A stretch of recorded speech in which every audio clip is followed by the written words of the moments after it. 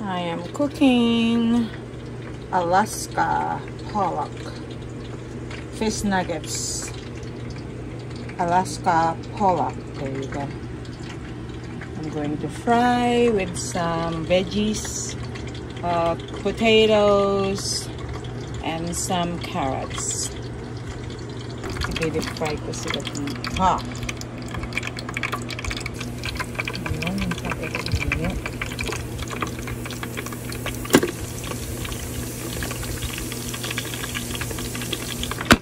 Oops. Nagkakandahulog na lahat kung ano yung mga laman dito. Yun, mga veggies, karne, fruits. Ayun. Na-prep ko na lahat ang mga yan. Kaya anytime that I want something, yan, dudukot na lang ako. Tapos dito naman, same thing. Na-prep na lahat yan. Oh shit, nagkakandahulog. Oh my God, nagkakandahulog. Wala na kasing space, sobrang punong-punong-puno na. Kaya kung minsan doon ako sa kabila, sa kabilang RV naman, punong-puno rin ng mga mansanas at saka carrots. Okay lang.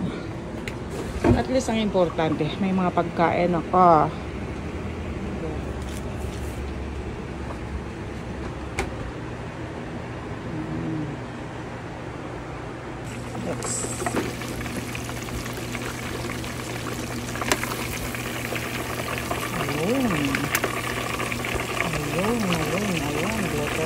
Ito naman, I'm making some gulay soup. Ayun. With some Cajun sauce. At saka iba-ibang iba-ibang sauce. At saka meron din siyang ground beef.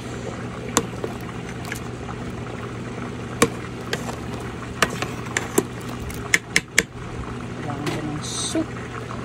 Ayan, naluluto na rin. So, isunod ko na yung mga nilagyan ko ng konting flour.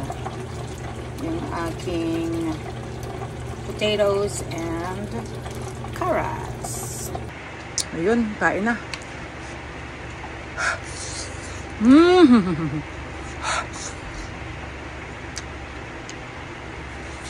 Mainit-init.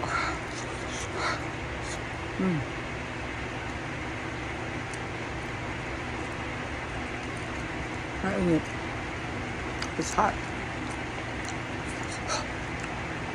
Ayun, luto na ang aking mojos. The rest, let's go.